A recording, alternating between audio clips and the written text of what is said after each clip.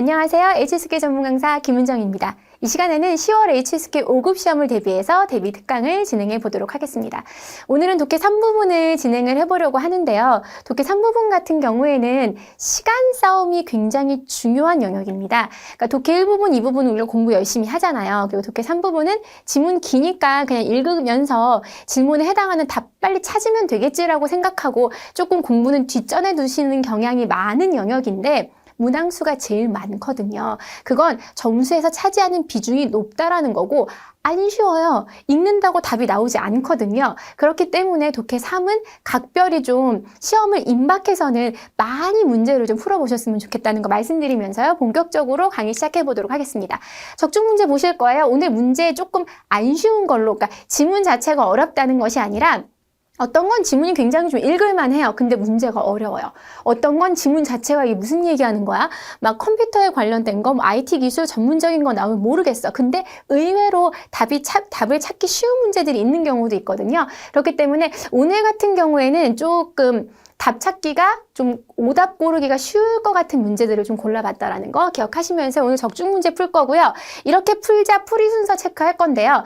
순서 굉장히 중요합니다. 무작정 쫙 읽고 문제 푸는 거 아니고요. 전략적으로 정확하게 빨리 답을 고를 수 있는 순서대로 문제 푸시는 거 한번 해볼 거고요.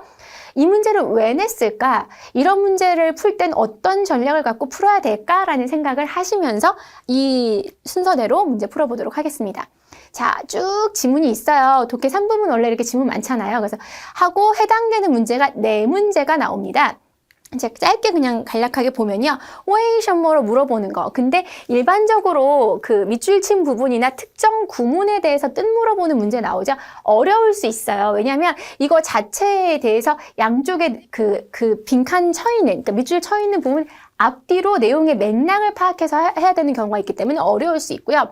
자, 특정 단락을 두고 알 수 있는 걸 고르라는 문제도 있고요. 그 다음에 요것도 단어, 용어 문제네요. 이 단어 그냥 봐서는 왕즈 페이보를 아는 사람은 거의 없단 말이에요. 그래서 이 단어가 뭔지를 또 뜻 물어보는 단어, 이거 좀 어려울 수 있는 문제죠.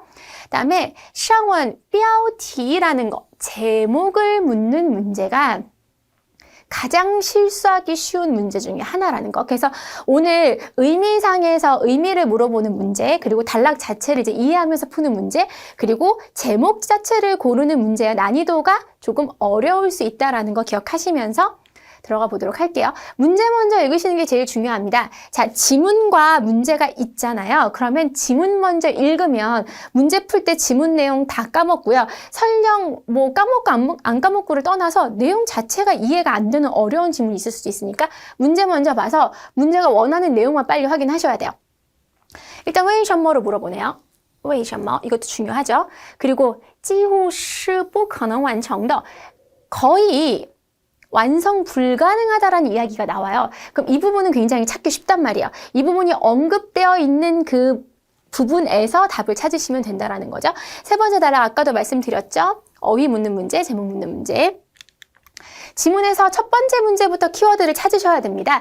다 읽으면 좋겠지만 내가 다 읽는다 한들 내용을 다 이해할 수 있는 것도 아니고 시간도 촉박하기 때문에 우리는 뭐부터 먼저 본다?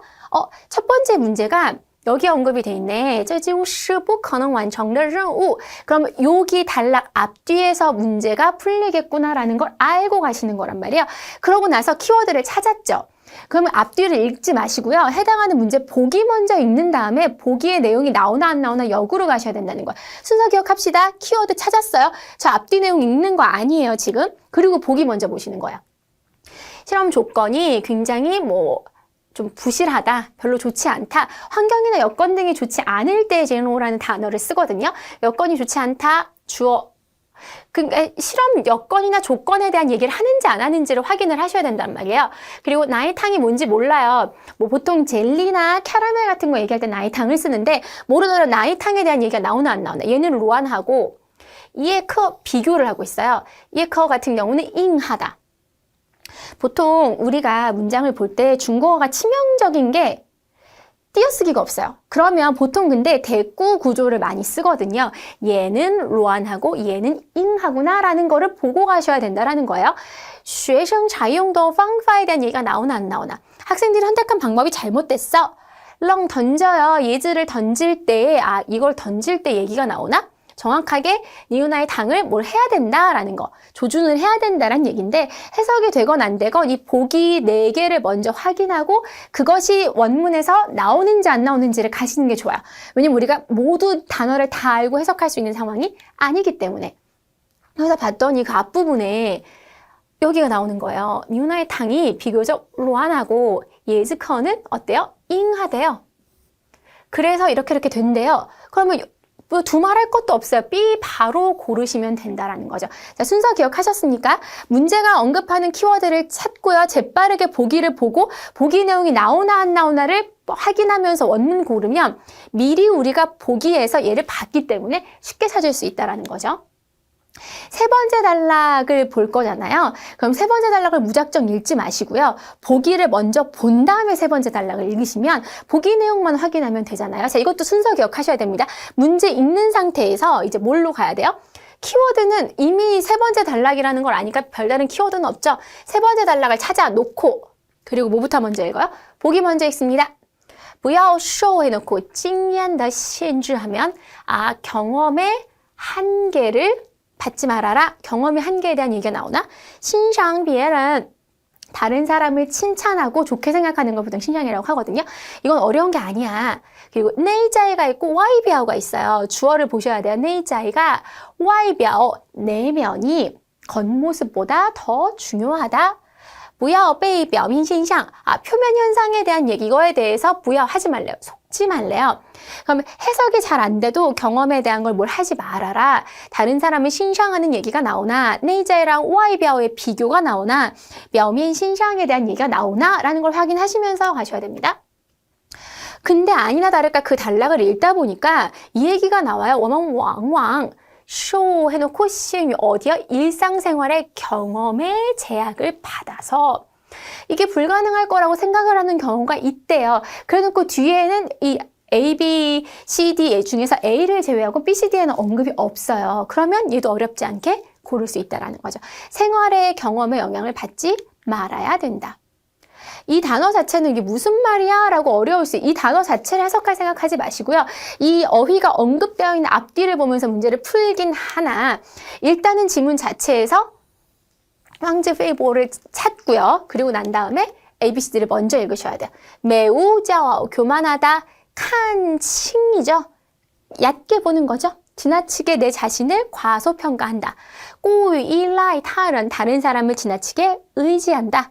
북한 미엔도의 현실이라는 건 현실을 직면하는 거야. 건이요. 건딩이랑 나와야지만 사실상은 틀림없이란 뜻이고요.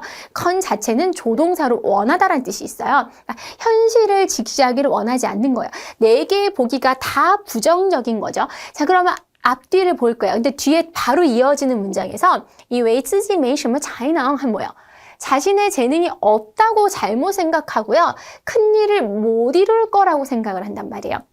특별한 전문 용어들의 설명이나 전문 용어들이 보기에 있는 것이 아니었잖아요. 그럴 경우는 오히려 전문적인 텍스트인 경우에는 진짜 그 단어 딱 보고선 그냥 같은 그림 찾기 해서 답을 고를 수 있는 문제들이 많은 경우도 있지만 좀 이해가 되고 맥락을 파악해야 되는 좀 비교적 쉬운 문장 같은 경우에는 그냥 같은 글자 나와서 문제를 푸는 것이 아니라 해석을 해서 맥락을 파악을 해야 된다는 거야. 난 재능이 없어. 나는 큰일을 못 이룰 거야 라는 얘기 자체가 뭐예요? 내 자신을 과소평가한다는 거죠.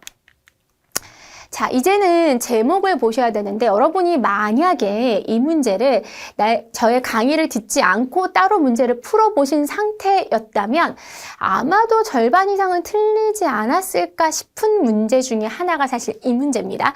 자, 보면서 할게요. 제목. 자, 주제 문제 보기를 먼저 보고서 이제 주제를 골라야 돼요. 하나의 니오나의 탕이 분명히 언급이 되거든요. 이 지문상에서 그러니까 캐러멜, 밀크 캐러멜을 얘기해요. 니우나의 탕인지 아니면 쭈이 슈허더 이제 가장 적절한 위치인지. 왜냐하면 가장 적절한 위치에 이렇게 꽂아서 야자 껍데기가 부서졌거든요 라는 얘기가 나와서 이것도 어느 정도의 언급은 있어요. 그리고 로란더 리량, 부드러움의 힘. 그 다음에 쉔치더 물리학에 대한 얘기를 하거든요. 이 지문 자체가. 그러면 뭐가 제목이야 주제야 라는 걸 고르셔야 된단 말이에요. 자, 보통은 이게 교훈을 주는 문장이에요. 논설문의 경우에는 마지막에 주제를 정리해 주는 경우가 굉장히 많아요. 6급에서는 조금 달라질 수 있지만 5급까지는 보통 인생에 대한 철학적인 얘기를 하는 경우에는 물론 물리학으로 시작하지만 결국은 이제 인생에 대한 얘기를 해요. 마지막 단락에서 주제를 찾기가 쉬워요. 마지막 단락을 빨리 보는 거예요. 쭉 여기 이 부분은 문제에서 언급이 됐으니까 생략하고요. 在柔软的 아무리 소프트한 사물이더라도 로 시작을 해요. 이 시작 자체가 좀 주어가 단지 적절하게 그런 형태를 잘 갖추고 있고 위치를 잘 맞추고 있으면 놀라운 역량을 발휘해 이렇게 쭉 이어지면서 그래서 결론이 연결이 되자고요. 칸칭베란 다른 사람을 무시하지도 마. 표면적으로 볼 때 나약해 보이는 사람이 또 주어가 이렇게 되죠. 어떻게 해요? 네가 상상할 수도 없는 거대한 역량을 발휘하기도 하거든 이라고 마무리가 된단 말이에요. 그럼 결론적으로 봤을 때 우리가 골라야 되는 건 뭐예요? 부드러움의 힘인 거예요. 그렇죠. 그래서 전반적으로 주제 같은 경우나 제목을 고르는 경우에는 다 보기 4개가 다 지문상에서 언급되어 있는 것들일 가능성이 커요. 근데 만약에 이 문장이 인생에 교훈을 주는 내용으로 마지막 단락이 이루어져 있다면 웬만하면 마지막 단락에서 주제를 찾는 것이 좋다라는 거 기억하셨으면 좋겠습니다.